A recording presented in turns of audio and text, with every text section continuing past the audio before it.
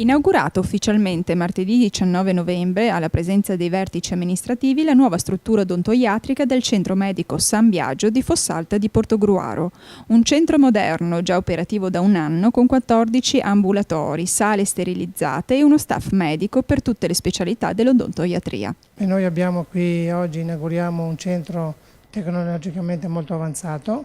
Abbiamo tutte attrezzature, riuniti, sterilizzazioni di ultima generazione. Per quanto riguarda tutta la parte diagnostica, noi abbiamo dei sistemi RISE-PACS che ci permettono di fare le immagini direttamente nelle sale diagnostiche ed avere in tempo reale sul computer del medico odontoiatra, diciamo così, la lastra con l'ortopanto oppure con la tag dentale. 1,5 milioni gli euro investiti nella struttura, che offre cure dentali di qualità a prezzi accessibili, tanto da fare concorrenza ai centri dentistici più economici della Croazia. Noi abbiamo studiato un sistema di economia di scala sugli acquisti, dove il nostro direttore generale, la signora Piera Bianco, è addetta a questa tipologia di ricerche, trovare i materiali di qualità ai prezzi migliori, anche perché così possiamo comprare materiali di consumo, protesi al meglio, e questo noi lo rigiriamo ai nostri pazienti, perché in questi momenti di crisi ritengo che il privato deve offrire in sanità un qualcosa che sia anche eticamente corretto e rivolto al cittadino. Diversi ultimamente gli investimenti sia nel pubblico che nel privato per rinnovare e rendere più efficienti i servizi per la diagnostica e la cura della persona nel Veneto orientale. Investimenti che riducono le tempistiche, abbattono i costi e creano nuova occupazione. Abbattono i costi,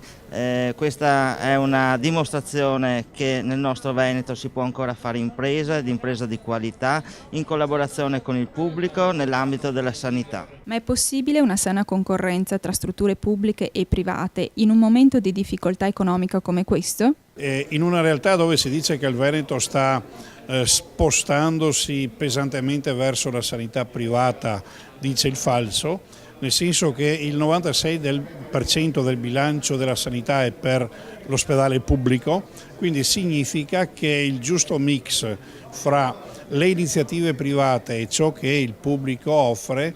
dà il meglio di sé per la sanità e per i suoi cittadini. Perché non esiste una reale concorrenza fra pubblico e privato se il pubblico funziona,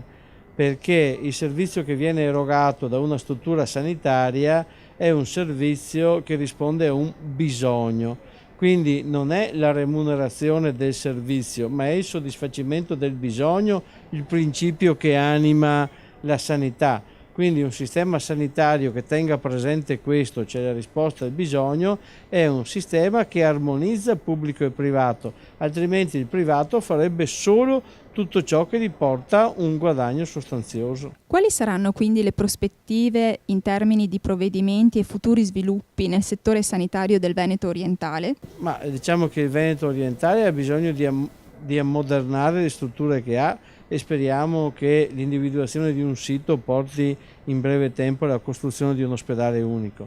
anche se non va visto l'ospedale come l'unico faro in un mondo buio. Accanto all'ospedale ci devono essere strutture che erano servizi ambulatoriali, sanitari e sociosanitari, quindi è la concezione che è cambiata. Quindi un ospedale che dà prestazioni di eccellenza che abbisognano di ricovero o di strutture di rianimazione, mentre sul territorio tutto ciò che non ha bisogno di ricovero. Quindi non si può pensare all'ospedale unico come l'unico erogatore di servizi, ma a quel soggetto che eroga quel tipo di servizi. Ma sul territorio ci devono essere tante strutture territoriali che vengono che hanno accessi frequenti da parte dei cittadini e che dovrebbero essere vicino a dove abitano i cittadini, mentre l'ospedale può essere un po' più lontano perché ci si va 1 o 2 volte nella vita, mentre chi ha una malattia cronica o chi è anziano si deve recare in strutture sanitarie con maggior frequenza, quindi queste devono essere vicino a dove abita il cronico o l'anziano, mentre l'ospedale, se è un po' più lontano, meno ci si va e meglio è.